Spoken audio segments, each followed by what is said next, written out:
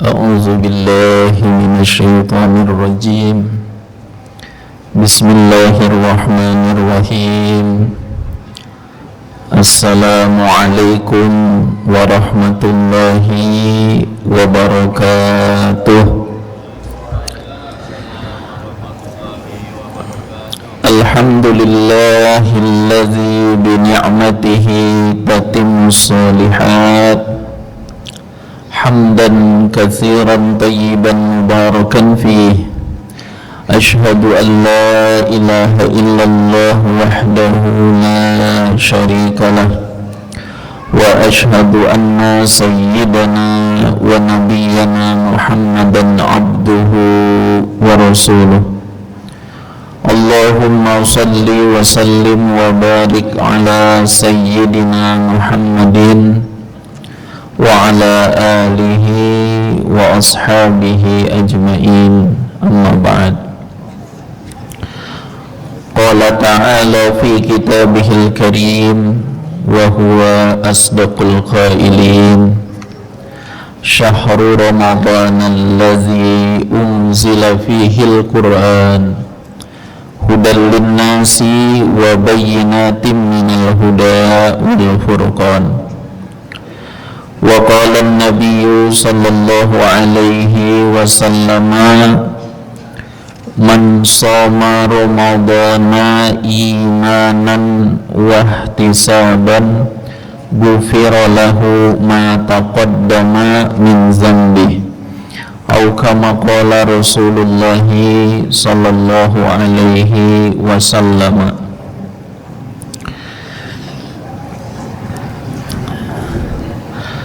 Hadratul mukarramin wal muhtaramin, bapak-bapak, ibu-ibu, hadirin wal hadirat, al mu'takifina wal mu'tafikat, rahimakumullah. Pertama, senantiasa kita bersyukur kepada Allah atas begitu banyak limpahan nikmat yang Allah anugerahkan kepada kita semua.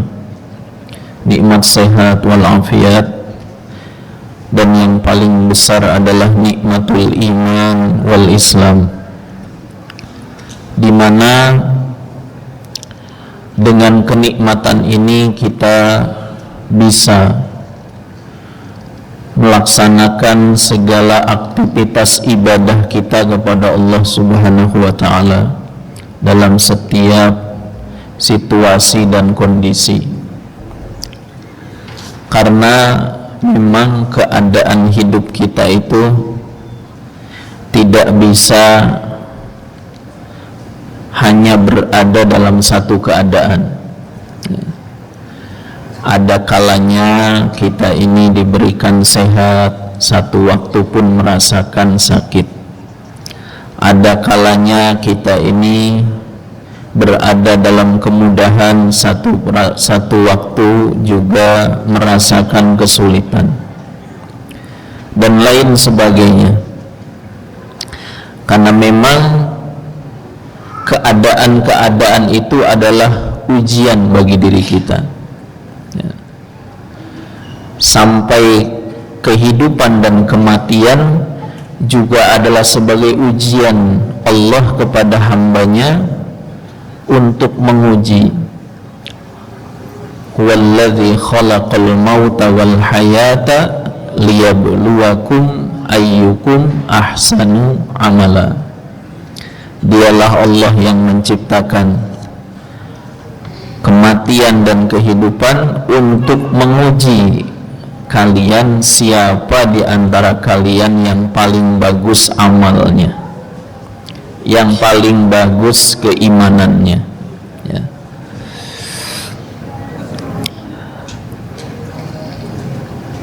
Maka doa terbaik, ya, yang kita panjatkan kepada Allah adalah doa yang hari-hari kita ucapkan, ya, ketika kita sholat.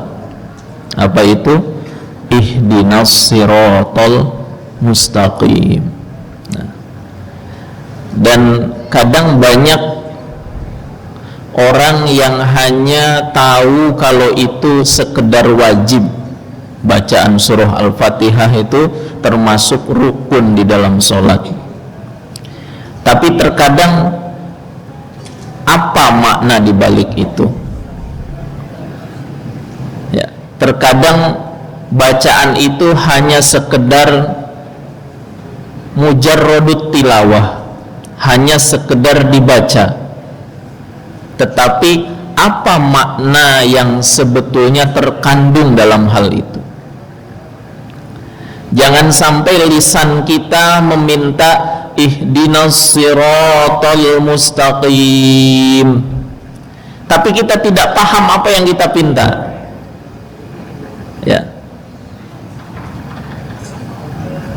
Dikatakan idza qala al-abdu alhamdulillahi rabbil alamin wa qala Allah taala hamidani abdi.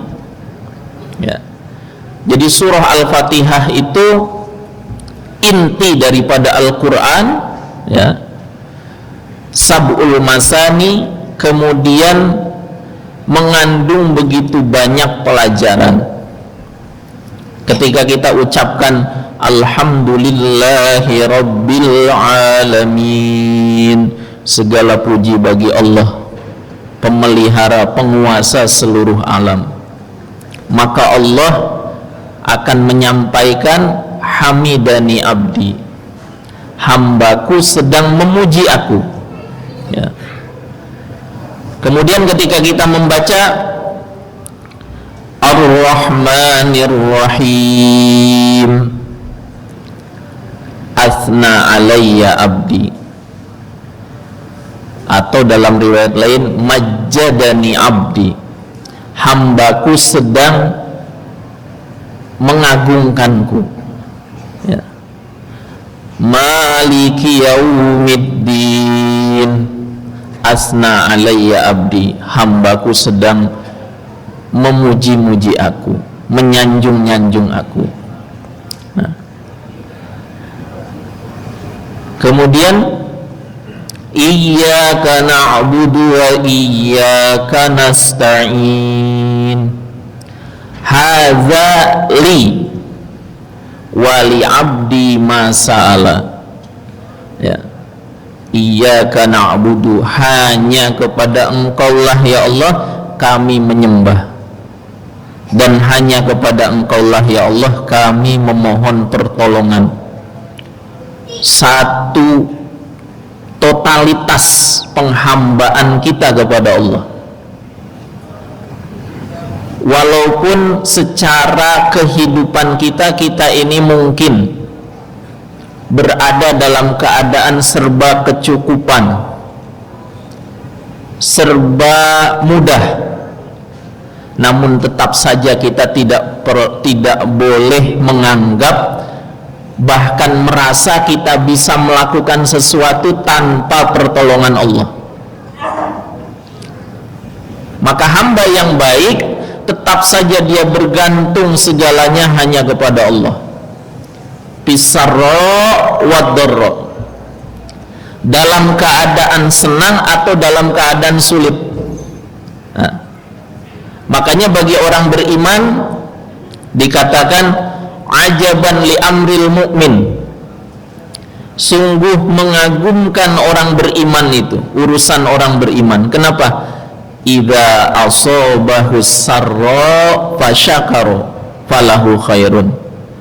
Ketika dia diberikan kebaikan, kenikmatan, kemudahan, dia bersyukur, maka itu menjadi kebaikan bagi dirinya. Wa idza asabahu dharra fasabara falahu khairun. Ketika datang kepadanya kesulitan-kesulitan, kemudian dia bersabar. Bersabar itu apa? Tetap istiqomah di dalam mengabdikan dirinya kepada Allah, tidak terpengaruh dengan keadaan. Sulit, tetap sholat. Waktunya sulit, capek, lelah, tetap bulan Ramadan tetap puasa. Ya. Ibadah kepada Allah tetap dilaksanakan. Ya. Maka falahu khairun, bagi dia adalah kebaikan. Nah, totalitas penghambaan kepada Allah diantaranya adalah iyyaka na'budu wa iyyaka nasta'in. Hanya kepada Engkaulah kami menyembah dan hanya kepada Engkaulah kami memohon pertolongan. Ihdinas siratal mustaqim. Tunjukilah kami jalan yang lurus. Siratal ladzina an'amta 'alaihim ghairil maghdubi 'alaihim waladdallin. Hadza li abdi, kata Allah, ini untuk hambaku.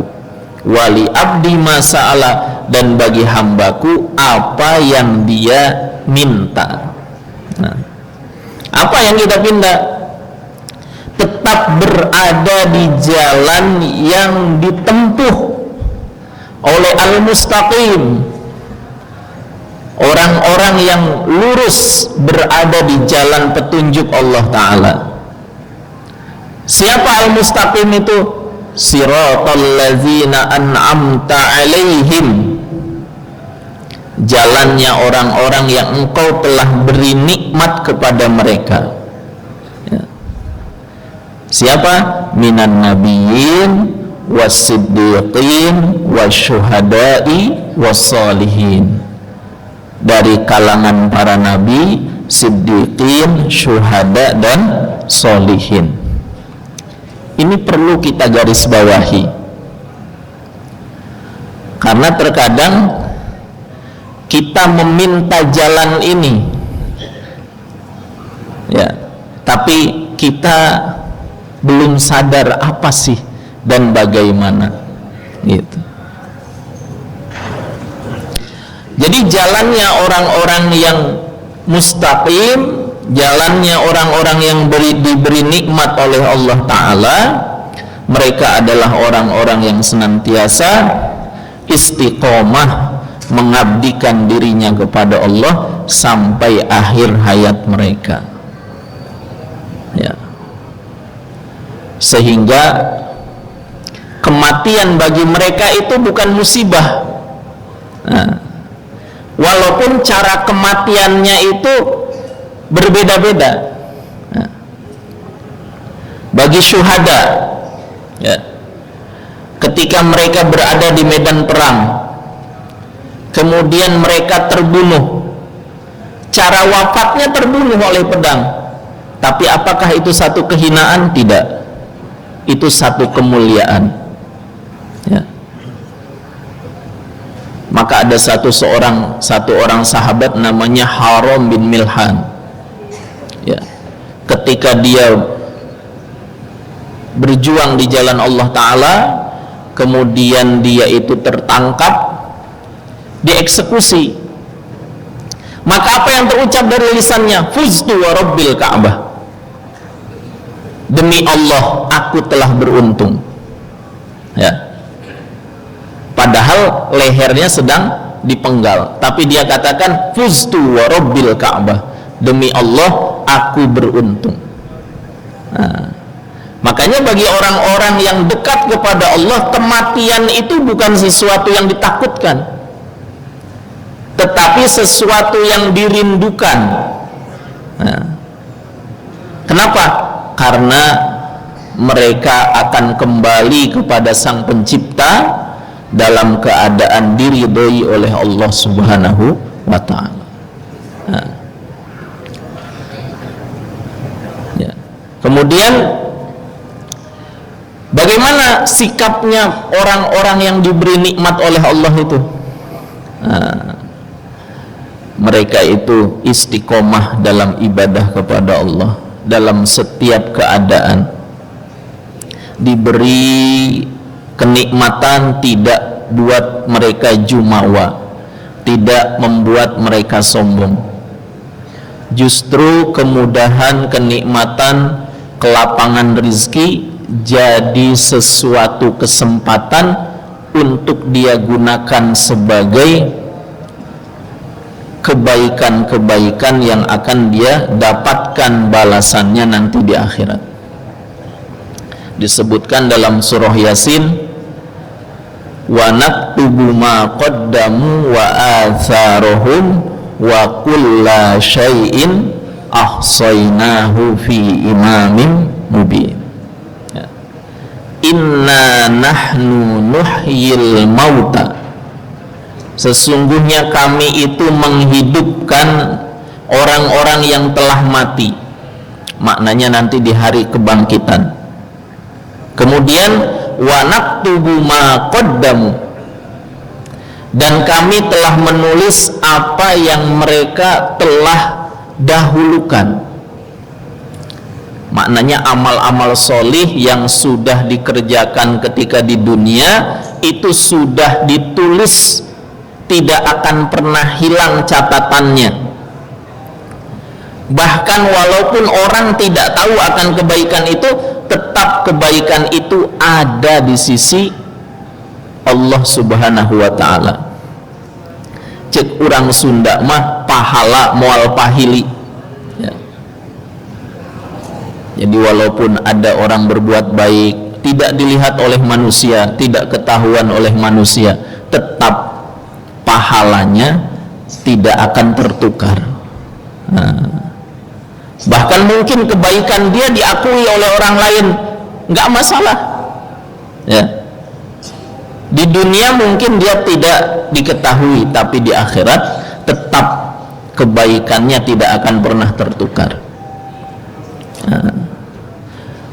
Wa asarahum, kemudian peninggalan-peninggalan kebaikannya juga dicatat oleh Allah Ta'ala. Nah, maka termasuk orang yang cerdas di dalam beramal solih dari harta itu adalah bagaimana hartanya punya manfaat yang berterusan. Nah, ya. Contoh misalkan, jadi orangnya itu sudah wafat, kebaikannya tidak hilang. Dia lihat, misalkan ada satu kampung tidak ada sarana MCK, tidak ada sarana sumur, misalkan tidak ada air. Nah, dia punya uang, dia buatkan sumur. Sumurnya dipakai untuk orang sholat, untuk orang di musola, di masjid ya. Maka dia wafat, asarnya peninggalannya itu terus menjadi ladang pahala. Nah, seorang datang ke pedalaman di mana orang-orang itu belum bisa baca tulis Al-Quran, dia dakwah, dia sampaikan, kemudian dia sebarkan ya buku-buku untuk dibaca. Dia meninggal misalkan, kebaikannya terus berputar, kebaikannya terus sampai kepada orang tersebut. Maka termasuk satu keberkahan umur adalah ya, karena disebutkan man ahabba ayyub satolahu fi rizkihi wa yunsha'alahu fi asarihi falyasil rahimah. Barang siapa yang ingin ya diluaskan rizkinya dan diberkahkan umurnya, hendaklah dia menyambung silaturahim ya. Nah, ini ada hubungannya dengan pertama adalah keberkahan rizki atau keluasan rizki. Pas semua orang pasti ingin ya, rizkinya diluaskan, dimudahkan. Maka ada satu cara apa? Fal yasil rahimah, sambunglah silaturahim ya. Jadi sebetulnya ketika kita mau silaturahim kepada kerabat, kepada saudara, baik dari ibu, dari ayah kita, kerabat dekat, kerabat jauh, itu sudah mengundang datangnya rizki. Makanya bagus kalau di Ramadan kita itu memperkuat silaturahim. Jangan pikir nanti gimana uangnya. Saya mau silaturahim kok ke kakak atau adiknya ibu, kakak adiknya ayah. Tapi gimana ya nanti uangnya? Tuh. Padahal dengan silaturahim itu nanti ada cara Allah memberikan kita rizki. Kerjakan dulu, nanti Allah akan siapkan. Gitu. Ya. Seperti orang mau haji, daftar dulu. Ya. Orang mau nikah, daftar dulu. Ya. Niat dulu. Nah, begitu. Jadi ada keinginan, kemudian dijalankan, nanti Allah akan mudahkan jalannya. Falyasil rohimah, maka dengan silaturahim terbuka rizkinya. Ya. Kemudian yang kedua, wa yunsha'alahu fi asarihi, ya. Dan diberkahkan oleh Allah dalam usianya. Ya. Ada beberapa pendapat mengenai ini, diantaranya umurnya dipanjangkan. Kata Al-Imam An-Nawawi menjelaskan bahwasanya panjang umur itu satu, usia di alam barzah dikurangi, ditambahkan ke kehidupan dunia. Yang kedua, manfaat umurnya, bukan masalah panjang umurnya, tapi umurnya itu manfaat, jadi kebaikan-kebaikan. Orang itu punya usia itu sama seperti dikasih kantong plastik. Kantong plastik ukuran 1 kilo. Ada 10 orang dikasih kantong plastik ukuran 1 kilo. Tapi nanti masing-masing itu ada yang mengisi full 1 kilo, ada yang hanya setengah kilo, ada yang hanya 1/4, bahkan ada yang nggak mengisi sama sekali.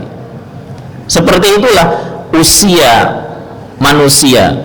Satu hari diberikan kesempatan 24 jam, tapi ada yang mengisinya dengan ibadah sekian jam, ada yang sekian, ada yang sekian, bahkan ada yang kosong sama sekali, tidak ada nilai amal solihnya. Ya. Kemudian yang ketiga, penjelasannya diberikan keberkahan asar itu adalah manfaat dari umurnya. Ya. Jadi manusianya sudah meninggal, tapi karyanya tetap ada. Di antaranya adalah kalau kita lihat ya, para alim ulama di zaman dahulu, mereka wafat, tapi sampai sekarang karya-karyanya masih dibaca, bukan hanya oleh 1-2 orang, oleh ribuan orang, bukan hanya di satu daerah tapi di seluruh penjuru dunia. Ada Al-Imam Abu Hanifah, Al-Imam Malik, Al-Imam Asy-Syafi'i, Al-Imam Ibni Hanbal, ada Al-Imam Al-Ghazali, An-Nawawi, Ar-Rafi'i, As-Suyuti, Al-Baghawi, ya. Banyak ulama-ulama yang usianya muda. Imam An-Nawawi itu Ad-Dimaski usianya cuma 44 tahun. Tetapi karyanya, kalau kita hari ini baca semua karya beliau, mungkin usia kita 60 tahun nggak akan selesai membaca karya-karya Al-Imam An-Nawawi. Ya. Nah, karya-karya beliau dibaca sampai sekarang, padahal beliaunya sudah wafat. Nah, itu namanya asar. Asarnya panjang sampai hari kiamat. Nah, kembali lagi kepada penjelasan tadi, ya, ihdinas siratal mustaqim, maksudnya adalah jalannya orang-orang yang jalannya orang-orang yang istiqomah. Gitu kita minta. Jangan-jangan kadang kita ketika mengucapkan itu hanya sekedar diucapkan. Maka kita harus pahami, berarti kita ini sedang minta apa? Minta diistiqomahkan dalam menghambakan diri kita kepada Allah Ta'ala. Bukan jalannya orang-orang ghairil maghdubi alaihim, bukan jalannya orang-orang yang dibenci. Dalam tafsirnya disebut orang-orang Yahudi. Apa yang dibenci dari orang Yahudi? Sifatnya. Ya, kalau ada orang Yahudi kok masuk Islam, itu kita nggak benci. Kenapa? Karena dia sudah beriman kepada Allah. Tapi perilaku-perilaku buruknya itulah yang harus kita benci. Jangan kita hari ini benci Yahudi, tapi perilaku Yahudi kita tiru. Apa salah satu perilaku Yahudi? Sifat-sifat Yahudi yang buruk. Ingin menguasai seluruh aspek kehidupan manusia, yang lain jangan ada yang menguasai. Dari mulai ekonomi, ya, dimonopoli oleh mereka. Dari mulai kehidupan dan lain sebagainya.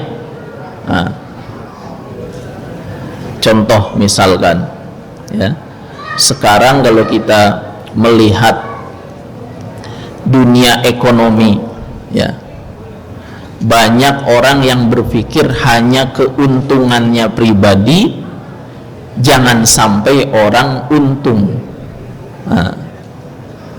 Contoh di satu kampung ada seorang buka toko, ya.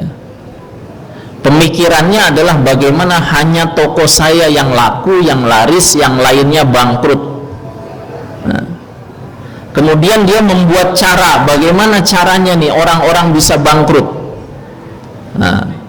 Sehingga semua orang itu hanya berbelanja ke tokonya. Nah, itu kan sifatnya orang Yahudi. Kalau sifatnya orang-orang beriman, sifatnya orang-orang Islam itu apa? Tidak hanya memikirkan dirinya, tetapi juga memikirkan keadaan orang lain.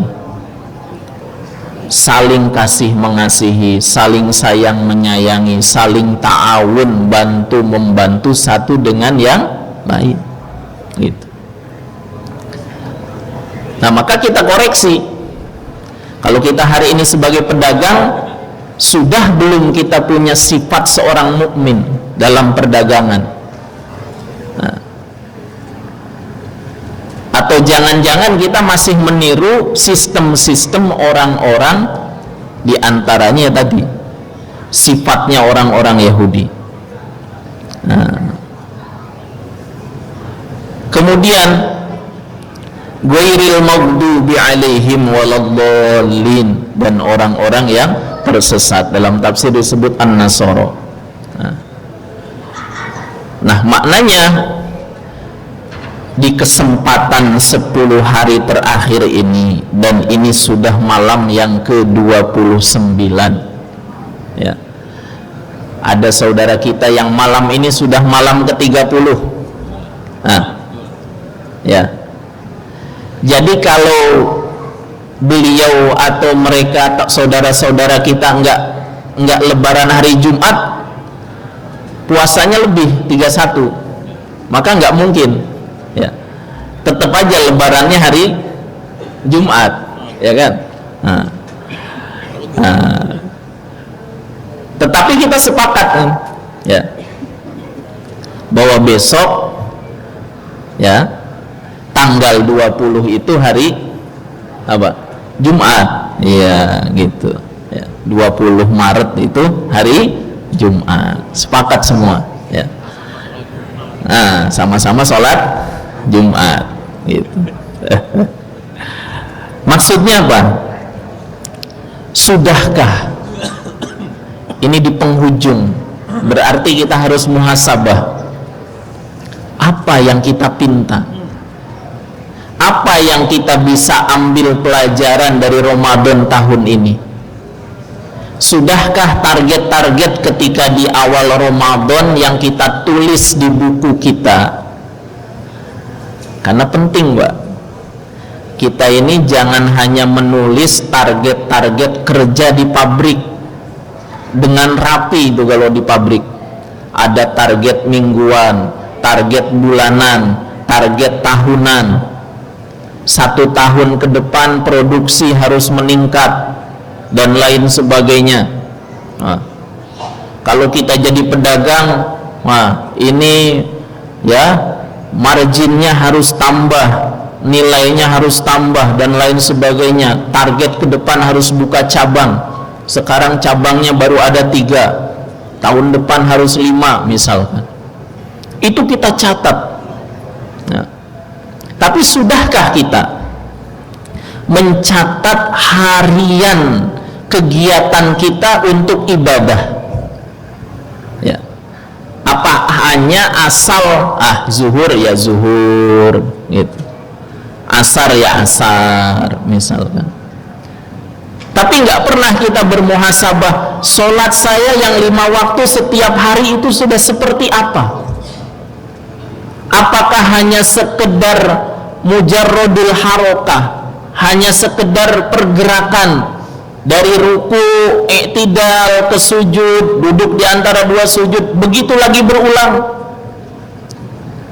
Ataukah nilai-nilai sholat itu sudah mulai ada dalam diri kita? Di antara nilai sholat, dalam setiap sholat kita itu bagaimana mengusahakan hati kita itu selalu mengingat Allah Ta'ala. Maknanya mengingat Allah adalah sadar kalau kita itu sedang diperhatikan oleh Allah, dilihat oleh Allah, didengar oleh Allah setiap ucapan kita, diketahui oleh Allah setiap perilaku kita.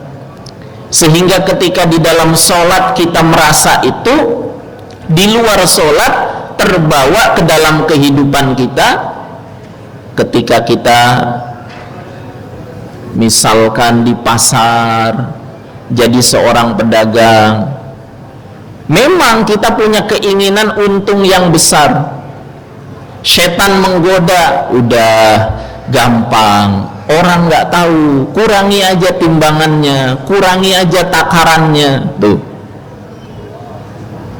kalau sholat kita itu kemudian memiliki nilai ke dalam kehidupan kita, akan mengingatkan kepada hati kita, orang tidak tahu, orang tidak melihat, tapi Allah melihat saya, Allah mengetahui perilaku saya, sehingga timbul rasa khauf, rasa takut dalam hatinya untuk mengurangi timbangan atau takaran, sehingga dia tidak kurangi. Nah,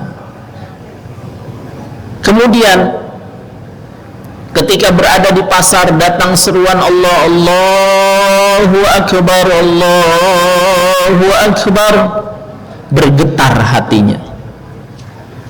Bergetar hati itu bukan hatinya bergetar-getar, bukan. Maksudnya ada connect, ada sinyal yang masuk ke dalam hati, terhubung langsung, sehingga ketika sibuk dalam perdagangannya, tetap saja dia akan tinggalkan semua. Perdagangan saya, bisnis saya, apapun yang hari ini saya lakukan, ini semua sementara, ini semua kecil. Allahu Akbar, Allah yang maha besar, sehingga akan ditinggalkan. Maka kita dicontohkan oleh para sahabat, dan bahkan hal itu masih ada dalam kehidupan sekarang. Ketika sahabat itu mendengar suara azan, maka mereka yang pedagang segera tinggalkan dagangannya, tokonya ditutup sementara, tinggal penuhi panggilan Allah. Itu nilai daripada mengingat Allah dalam sholat, dibawa ke dalam kehidupan sehari-hari. Sehingga akhirnya hikmah sholat. Apa hikmah sholat? Inna sholata tanha anil fahsya'i wal munkar. Sesungguhnya sholat itu akan mencegah perbuatan keji dan munkar. Ya. Ini akan ada di luar kehidupannya, maksudnya di luar sholatnya, sehingga akan mencegah dia dari fahsya dan munkar. Sudah belum itu ada dalam diri kita? Masing-masing kita tahu jawabannya. Kalau sudah, pertahankan, tingkatkan. Kalau belum, kejar, cari. Bagaimana caranya? Gitu. Maknanya berarti Ramadan ini menjadi satu tolak ukur dalam kehidupan kita. Ini baru tentang sholat. Ya. Kemudian di dalam sholat kita diajarkan untuk berbaris rapi, tidak acak-acakan, satu komando. Maknanya menunjukkan umat Islam itu harus bersatu. Walaupun mungkin ya, dalam barisan itu ada yang pakai baju kuning, ada yang pakai baju hijau, baju putih, baju merah, tetapi semuanya melebur jadi satu, menjadi hamba Allah. Sopnya lurus, rapat. Ini menunjukkan pelajaran kepada kita, umat Islam itu harus bersatu. Jangan pernah mau dipecah-pecah. Dan itu sudah menjadi senjata musuh-musuh Islam sejak zaman dahulu. Hanya berbeda mazhab, akhirnya bermusuhan. Hanya berbeda pahaman sedikit, bermusuhan. Hanya yang satu kunut, yang satu tidak kunut, bermusuhan. Yang satu setelah sholat zikirnya agak keras, yang satu pelan, musuhan. Sampai kapan kita mau seperti itu?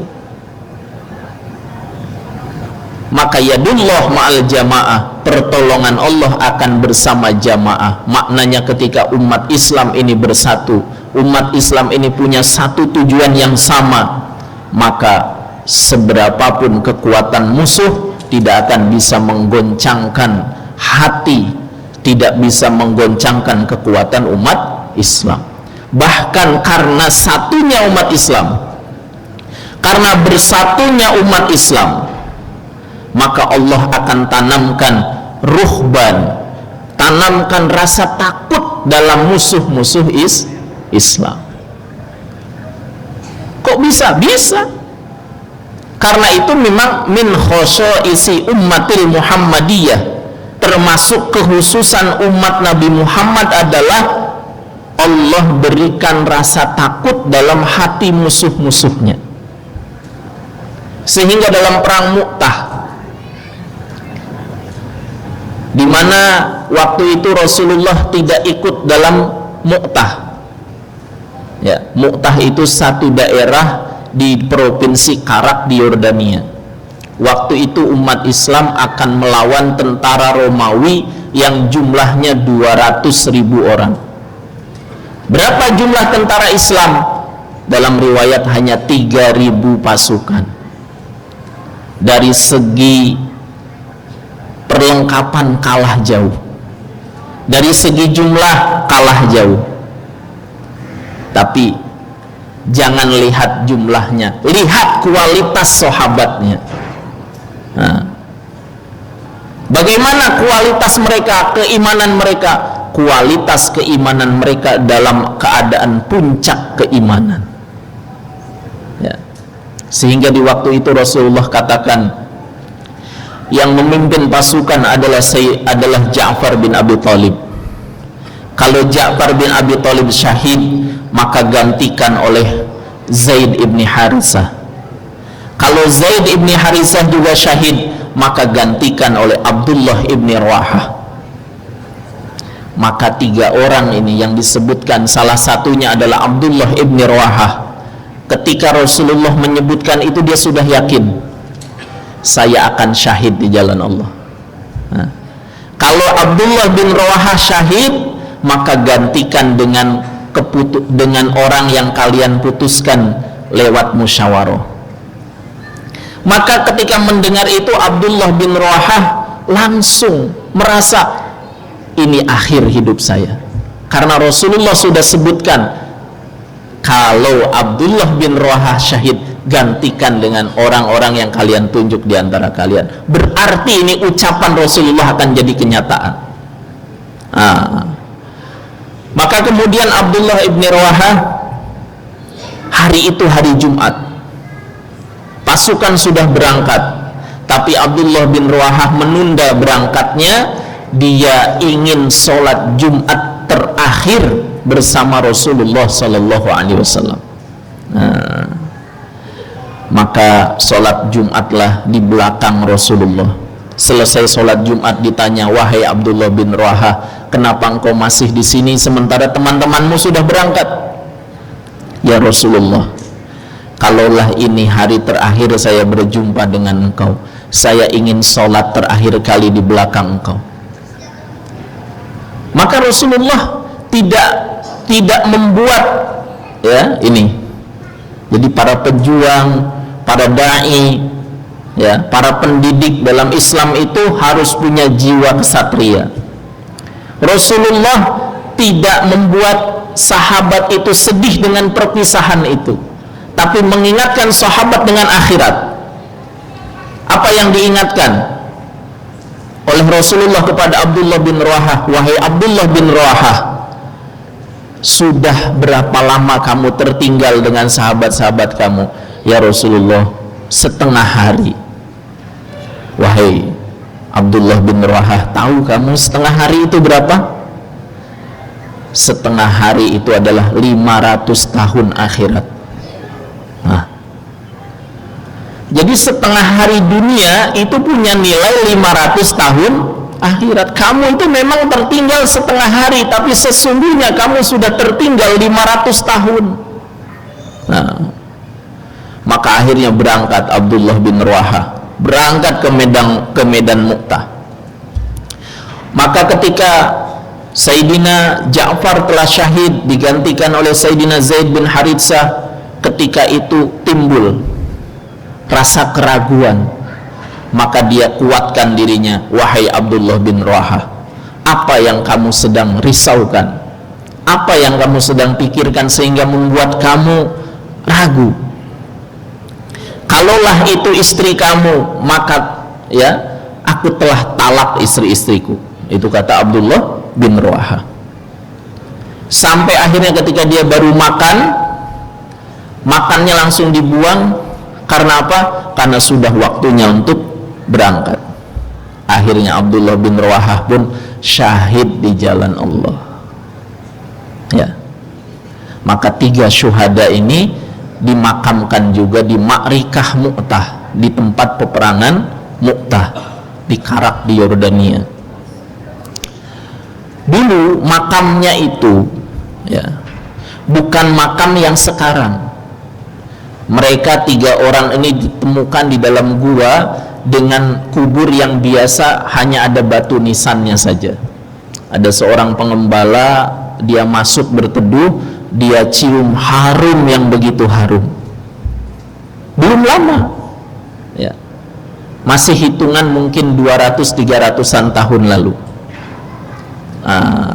Akhirnya seorang tadi melaporkan kepada mufti di daerah itu. Akhirnya musyawarah, ada apa? Makam siapa ini? Ternyata setelah dilihat, diperiksa, ini makam 3 sahabat, yakni Sayyidina Ja'far bin Abi Thalib, Sayyidina Zaid ibn Haritsah, Sayyidina Abdullah ibn Rawahah. Maka akhirnya kuburnya digali, dipindahkan. Ternyata jasadnya masih utuh, darah-darahnya masih segar, dan masih mengeluarkan harum. Itu sahabat. akhirnya dimakamkan. Nah, dua sahabat Ja'far bin Abi Thalib dengan Zaid bin Harithah dalam satu masjid, kemudian Abdullah bin Rawahah itu kurang lebih kalau jalan kaki ya kurang lebih 50 meter jaraknya. Itu ada di Yordania, dan alhamdulillah 2017 saya pernah ke sana. Nah, itu Ma'rikah Mu'tah namanya. 3.000 pasukan itu akhirnya 200.000 pasukan Romawi mereka lari tunggang langgang, karena setelah Sayyidina Abdullah bin Rawahah yang dijadikan pemimpin adalah Sayyidina Khalid ibn al-Walid. Nah, panglima perang yang gak pernah mendapatkan kekalahan dalam Islam, sehingga Rasulullah katakan Khalid saifun min suyufillah wa ni'mal fatal ashirah. Khalid itu adalah satu pedang dari pedang-pedang Allah, maksudnya kesatria yang luar biasa, dan dia adalah termasuk pemuda sebaik-baik pemuda. Dirubah strateginya, bagaimana 3.000 bisa mengalahkan 200.000, maka beliau bagi pasukan. Ya, kalau kita ke sana memang itu semua padang pasir. Nah, jadi pasukan yang ada di belakang dimajukan ke depan, yang depan mundur ke belakang, yang di utara ganti ke selatan, selatan ganti ke utara. Pacu kuda dengan kencang sehingga seolah-olah terlihat pasukan yang banyak. Nah, kemudian ya 4 orang saling berhadapan punggungnya, sehingga kalau ada musuh banyak bisa dihadapi dengan 4 sahabat dari 4 penjuru itu. Akhirnya Romawi yang jumlahnya 200.000 itu lari semua. Nah, maknanya apa? Kekuatan iman ya yang dihadirkan dari persatuan daripada sahabat-sahabat tadi. Kalau kita ditanya apakah ada sahabat itu berbeda pendapat, ada ya, tapi perbedaan pendapat mereka disikapi dengan cara yang sangat luar biasa. Nah, satu waktu Abu Darda itu ahli fikihnya sahabat di zaman Sayyidina Utsman. Rasulullah sampai Sayyidina Umar kalau di Mina sedang haji akan qashar sholat asar, tetapi Sayyidina Utsman tidak qashar. Maka Abu Darda protes, wahai Utsman, kenapa engkau melakukan sesuatu yang tidak dilakukan oleh Rasulullah? Sayyidina Utsman itu orang yang jarang banyak bicara. Nah, akhirnya sudah Sayyidina Utsman tetap jadi imam. Ternyata Sayyidina Abu Darda tetap ikut sholat dengan Sayyidina Utsman ya. Maka orang-orang heran, hei Abu Darda, kamu tadi kan protes sama Sayyidina Utsman, tapi kenapa kamu ikut sholat lagi bersama dengan Sayyidina Utsman? Kata Sayyidina Abu Darda apa? Inilah akrahul khilaf, saya nggak suka berselisih. Jadi berbeda pendapat itu sesuatu yang di zaman sahabat sudah ada, berbeda pandangan sudah ada, tapi tidak membuat mereka berpecah bercerai-berai. Ah, ini yang hari ini nggak ada di zaman kita ya. Hanya karena beda satu masalah, dan itu masalah furu', akhirnya ya sesama muslim tidak saling tegur. Sesama muslim ya, ada satu temannya ucap salam tidak dijawab. Terjadi. Nah, kenapa? Karena merasa ya dia Islamnya nggak sama seperti saya. Nah, ini hal inilah ya, kalau kita masih berada dalam keadaan seperti itu, maka bagaimana pertolongan Allah akan datang kepada kita. Sehingga disebutkan dalam satu hadis, wa idza tasabat ummati saqatat min aidillah. Kalau umatku, kata Rasulullah, saling caci memaki, saling mencela satu dengan yang lain, saqatat min ainillah, maka hilang daripada pandangan rahmatnya Allah Ta'ala. Nah, itu dari apa? Dari sholat kita belajar tentang persatuan, walaupun kita mungkin punya perbedaan. Kemudian kita muhasabah apa lagi? Puasa. Kita di Ramadan mengerjakan ibadah puasa. Apakah puasa kita ini sudah ada peningkatan yang dahulu di masa kecil, dan itu wajar.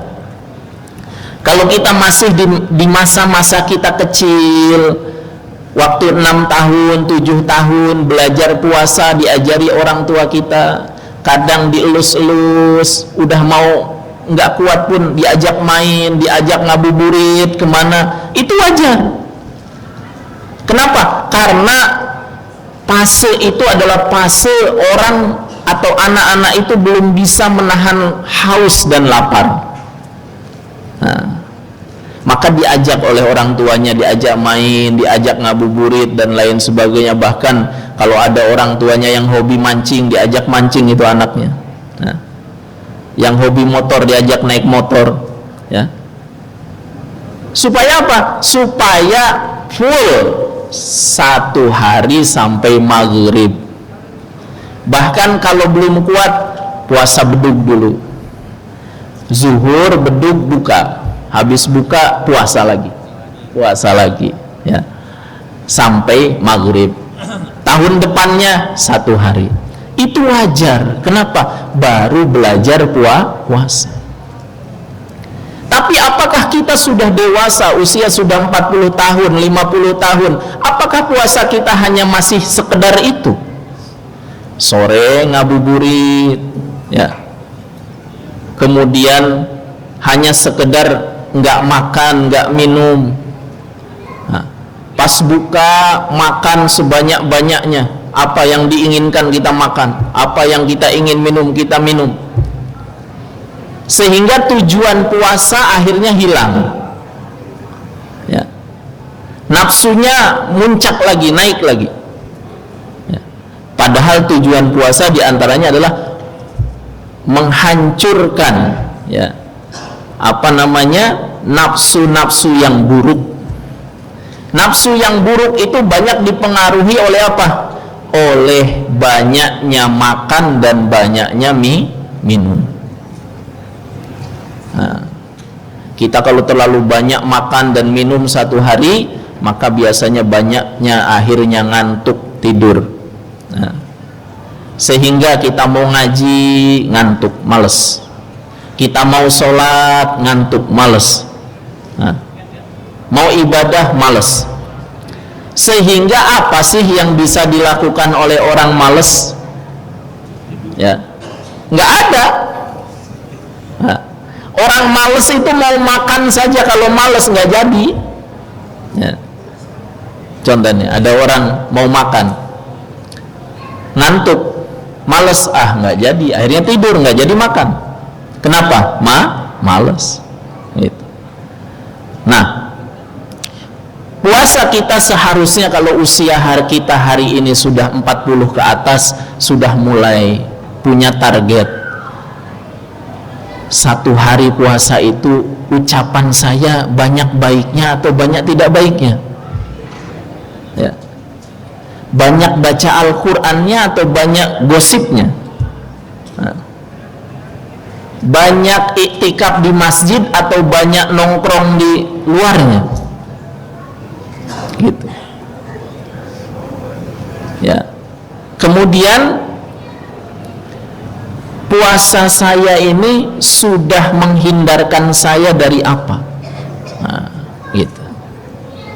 Nah, target itu berarti di akhir ini kita harus merenung, muhasabah, sudah bagaimana puasa saya, ya. Kemudian dari amal-amal yang lain, ya. Karena kita rasakan ini, dengan kita puasa ternyata banyak amal solih yang mudah kita kerjakan. Dan berkah daripada bulan Ramadan adalah diberikannya kita kemudahan untuk interaksi dengan Al-Quran, sehingga disebutkan syahru Ramadan allazi unzila fihil Quran. Bulan Ramadan adalah bulan diturunkannya Al-Quran. Maka Rasulullah itu di bulan Ramadan mengkhususkan waktu dengan malaikat Jibril yudarisul Quran, saling mengoreksi bacaan Al-Quran. Kadang Rasulullah membaca, malaikat Jibril mendengarkan, malaikat Jibril yang baca, Rasulullah yang mendengarkan. Makanya metode tadarus itu, ini kalau benar-benar tadarus kita itu pakai metode, maka yang tadinya bacanya nggak lancar, latihan 1 bulan dengan tadarus yang benar, 1 bulan akan ada perbaikan. Bagaimana tadarus yang benar? Kalau di satu masjid ada ustadz ahlinya, ahli baca Al-Quran, tajwidnya bagus, makhrajnya bagus, ya, bahkan menguasai beberapa qiraah misalkan. Terus orang awamnya nggak malu, era tadi ya tuh bisa maca Quran, nggak selesai maca Quran sorangan we tuh. Sehingga ketika baca Al-Quran surah apa itu namanya, surah Maryam, ya, bacanya begini, kahaya aso. Padahal bacanya gimana? Kaf ha ya ain sod. Tuh.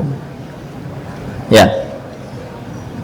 Itu bertahun-tahun kalau dia tadarusnya sendiri saja seperti itu, nggak akan beres. Tapi coba dibereskan, gimana caranya? Ustadznya 1, yang ngajinya 10 orang, 1 orang baca, yang lain mendengarkan. Kalau salah dibenarkan, kalau dibenarkan jangan marah. Ini kan beda. Mentang-mentang tokoh masyarakat pas baca Quran salah dibenerin, saha maneh tuh. Nah, kan gitu. Ya. Jadi kalau kita mau ada perbaikan itu, kalau benar itu kita tadarusnya, ya, ada ustadznya, kita belajar 1 bulan itu yang tadinya nggak lancar, insya Allah ada tambahan, ya. Karena kadang kalau kita mengandalkan, kita ngaji dulu waktu kecil, apalagi ngajinya itu hanya dengar, hafalnya itu hanya karena dengar, ya mohon maaf. Jadi Bilal semangat waktu kecil, akhirnya sudah tua pun jadi Bilal juga, ya. Sholli sunnatal witri rakaataini ma'al kunuti, harusnya ma'al kunuti, tapi dibacanya ma'al kunuta. Tuh. Kenapa dibaca ma'al kunuta? Salah. Tapi enggak, tahun lalu ya tetap aja ma'al kunuta. Kenapa? Karena tadi dia dulu dapatnya cuma dari dengar, tidak dari ngaji. Harusnya ma'al kunuti. Kenapa? Karena ma'a itu harful jar, al kunuti itu isim dimajrurkan karena ada huruf jar. Tuh. Itu kalau mau ngaji, ya. Ketika baca doa kamilin, ma'allazina an'amtu alaihim, tuh salah diwae, ma'allazina an'amta, lain an'amtu. Tapi kenapa itu masih dibaca terus menerus? Karena tidak mau ngaji, tidak mau lihat, tidak mau baca, gitu. Ya, bukan berarti itu tidak bagus, tetapi belajar kita berarti harus apa? Harus mau belajar. Sehingga kalau salah dibenarkan, oh berarti selama ini bacaan saya keliru ini, ya. Harusnya alif lam mim, saya selama ini bacanya alama, ya. berarti salah bacanya. Oh, alhamdulillah ada ustadz yang membenarkan, alhamdulillah bacaan saya jadi benar. Tuh. Itu namanya tadarus yang benar. Jadi bukan hanya target sekian kali hatam. Target musolah kita, masjid kita untuk tadarus bulan tahun ini Ramadan, targetnya 30 kali hatam. Akhirnya baca Quran apa? Berlomba-lomba. Nah, bacanya begitu. Bagaimana makna Al-Quran, ruh Al-Quran itu akan diserap oleh hati kita, sementara kita membacanya saja tidak sungguh-sungguh. Boleh kita baca cepat, tetapi harus ada caranya, gitu. Ada cara membaca itu dibagi 3. Ada lambat, sedang, cepat, ya. Tapi cepat itu pun tetap harus dengan qaidah. Nah, gitu. Dari baca Quran, ya. Berarti kalau baca Al-Quran 1 bulan sudah dengan para asatidz, para ustadz, kok masih keliru? Wah, berarti saya harus nambah ini. Oh, di Ramadan saya bisa luangkan waktu, berarti di luar Ramadan juga saya bisa luangkan waktu. Arek ngaji ayeuna malah tiap poe teh arek ngaji, atau saminggu sakali, saminggu 2 kali, saminggu 3 kali arek datang ke imah Pak Ustad Dadang misalkan, gitu, ya. Atau ka Ustad Haidar misalkan, amun di dia ya. Tad arek diajar ngaji, kajian ti Iqra deui ge ngan supaya bacana benar. Tuh. Ya. Gitu. Jangan malu. Nah, kemudian dari bacaan Al-Quran itu ketika Ramadan, nah terus itu ibadah-ibadah yang mahdhah. Zakat kita misalkan, zakat fitrah, ya, kita hari-hari makannya yang premium, jangan zakatnya pakai medium. Tuh. Kan kita pernah diajari dalam Al-Quran tentang kisahnya Habil dan Qabil. Satu, ketika diminta berkurban, dia kurban hewannya yang paling bagus, ya, kibas yang paling bagus. Yang satu kurban karena petani pakai apa?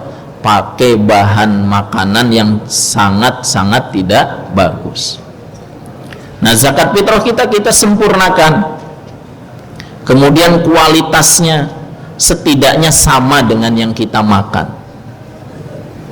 Jangan kita malah kualitasnya direndahkan, kadang kuantitasnya juga dikurangi. Nah, terus bukan hanya zakat fitrah, kalau kita memang di Ramadan ini adalah memang sudah sampai haul dan nisabnya dalam zakat. Nah, coba zakatnya yang sesuai, karena hari ini banyak orang zakat asal kemauan dia saja. Nah, zakat tiba-tiba dikasihkan ke masjid untuk bangun masjid, padahal di sekitarnya masih banyak apa. Jadi gini, karena masjid sedang ngebangun, supaya 2 in 1 cek maneh nama, ya, ngaluarkeun zakat ongkoh, infak ongkoh, gitu. Padahal kan kalau namanya zakat ya zakat, infak ya infak, ya. Zakat tunaikan kepada mustahiknya, terus dia punya lebih mau infak ke masjid, silahkan. Tapi jangan sampai lamun zakat ongkoh, infak ongkoh, olok kejo ya. Tuh cek bahasa Sunda nam. Maksudnya jadi double, ya. Akhirnya disatukan. Ini ya udah buat masjid, kan nggak jelas seperti itu. Akhirnya apa? Akhirnya zakatnya tidak sampai pada sasarannya, dan itu tidak sah. Nah, maknanya apa? Dalam zakat pun menjadi satu perbaikan. Sudah belum zakat kita tunaikan dengan baik? yang nantinya akan membawa satu pengaruh dalam kehidupan kita, di mana sekarang di Ramadan kita dianjurkan untuk belajar bersimpati, berempati kepada sesama, kepada saudara kita. Maka jangan hanya di Ramadan, maka kun rabbaniyan wala takun ramdaniyan. Jadilah kalian hamba-hamba Allah yang rabbani, yang menyembah Allah itu di setiap waktu sampai akhir hayat, bukan hanya ketika Ramadan. Ya. Di Ramadan kita bersedekah, di luar Ramadan kita terapkan juga sedekah. Kalau satu hari Ramadan kita sedekah 10.000, 5.000, setidaknya di luar Ramadan juga setiap hari ada kelebihan kita infak, ya, seperti itu. Kemudian menjaga, ya, spirit atau semangat Ramadan jangan sampai hilang. Bahkan yang sangat mengerikan adalah hilang ketika malam takbiran. Tuh. Ya. Allahu Akbar. Kadang misalkan nih, ya, kita iktikaf 10 hari Ramadan, maka hidupkan juga malam hari raya itu, hidupkan. Bagaimana hidupkannya? Sama dengan seperti iktikaf, dengan baca Al-Quran, dengan membaca takbir, ya, dengan sholat, dengan doa, dengan harapan, dengan mohon kepada Allah Ta'ala. Sehingga ada 5 malam seandainya seseorang dia mohon kepada Allah apa yang dia inginkan, maka Allah akan kabulkan. Malam 10 Muharram, malam nisfu Sya'ban, malam 2 hari raya, dan malam 27 Rajab. Tuh. Jadi malam hari raya juga dihidupkan. Jadi bukan sudah selesai Ramadannya, bebas. Enggak. Ya. Bahkan jangan kita merayakan malam Idul Adha, Idul Fitri, ya. Jadi kita merayakan kemenangan itu bukan seperti orang supporter sepak bola merayakan kemenangan, bukan. Ya. Nyalakan kembang api, kemudian pawai-pawai misalkan, komo nu budak ngorak mah boncengan jeung lain mahrom misalkan. Akhirnya kebaikan yang sudah kita buat selama Ramadan hancur di malam itu. Jadi bagaimana caranya kita merayakan kemenangan di bulan Ramadan? Ya malamnya kita iktikaf. Iktikaf lagi. Apa yang kita hidupkan? Zikir, ya, termasuk di dalamnya yang paling utama adalah takbir. Kemudian kita sholat, kita doa, kita mohon kepada Allah Ta'ala. Nah, makanya kenapa ada sunnah sittata min Syawal, puasa 6 hari di bulan Syawal. Itu untuk menjaga. Karena nih, kalau kita kemudian, ya, tidak menjaga 6 hari di bulan Syawal, walaupun ini hukumnya sunnah, biasanya drastis turunnya itu, ya.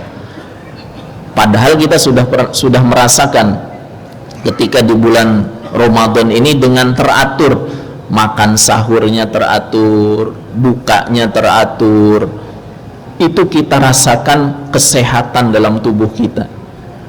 Kita rasakan badan ini enteng, gampang dibawa ibadahnya. Nah, jangan sampai kita balas dendam setelah Ramadan, ya. Bukan berarti nggak boleh makan, nggak boleh minum, silahkan. Hari raya itu termasuk di dalamnya adalah makan dan minum, silahkan. Tapi kulu washrobu wala tusrifu, makan dan minumlah kalian, tapi jangan berlebihan. Ya, apalagi sampai muntah misalkan. Ya. Nah itu perlu menjadi muhasabah kita, apalagi ini malam 29, bisa saja ini malam akhir. Karena, ya, walaupun secara ilmu hisab yang disepakati oleh Mabims beberapa negara itu harus ya kriterianya adalah di atas 3 derajat, tapi dulu Mabim juga pernah menetapkan di atas 2 gitu. Maknanya ada kemungkinan bisa saja itu terlihat. Nah, kalaulah ini malam terakhir, maka kita ingin malam ini betul-betul menjadi malam yang bernilai di sisi Allah Subhanahu wa taala. Kita mohonkan kembali, kita muhasabah yang sudah sesuai target, alhamdulillah. Yang ternyata ada target-target yang belum tercapai, misalkan niatnya bulan ini Ramadan 2 kali khatam tapi baru 1,5, maka berarti kita harus meningkatkan lagi. Yang sudah, maka dijaga, dinaikkan lagi ya. Karena membaca Al-Quran itu bukan hanya di bulan Ramadan. Jangan sampai kita punya Al-Quran di rumah hanya jadi pajangan di lemari kita yang dibuka hanya di bulan Ramadan. Jadi hak Al-Quran menurut para ulama adalah setidaknya dikhatamkan setahun 2 kali. Itu hak Al-Quran, setidaknya dikhatamkan setahun 2 kali. Nah, kenapa kok bisa nggak sampai begitu? Karena malas. Malas itu karena apa? Karena hatinya kotor. Hati kotor itu karena apa? Karena dosa. Mata yang sering melihat yang bukan haknya, telinga yang mendengar yang bukan harus didengar, lisan banyak bicara yang tidak baik, sehingga menjadikan hati menjadi kotor. Ketika hati sudah kotor, walaupun tubuh kita sehat, tangan kita itu normal, kaki kita normal, bahkan mungkin kita punya kendaraan yang bagus, tapi itu akan sulit kita untuk ibadah kepada Allah Ta'ala. Tapi kalaulah hati kita ini bersih, walaupun sebab-sebab ya, misalkan lagi sakit, nggak jadi alasan. Banyak orang-orang sakit tapi ibadahnya semangat. Kenapa? Karena hatinya bersih. Kenapa hatinya bersih? Karena dia bisa menjaga dirinya dari dosa. Nah, ini sebagai satu muhasabah bagi diri kita. Maka mudah-mudahan ya, target tujuan puasa menjadi hamba-hamba Allah yang bertakwa adalah Allah berikan kepada kita semua. Dan semoga apa yang telah kita lakukan selama bulan Ramadan, ibadah kita baik yang fardu maupun yang sunnah, iktikaf kita, kiroah kita, sedekah kita, diterima oleh Allah Subhanahu wa ta'ala. Amin ya rabbal alamin. Dan kami juga pribadi dan juga mewakili teman-teman dari DKM juga mohon maaf yang seluas-luasnya apabila mungkin dari segala hal, baik itu tempat, baik itu pelayanan dan lain sebagainya, ada kekurangan-kekurangan, maka mohon dibukakan pintu maaf yang seluas-luasnya. Itu saja mungkin kajian kita pada malam hari ini.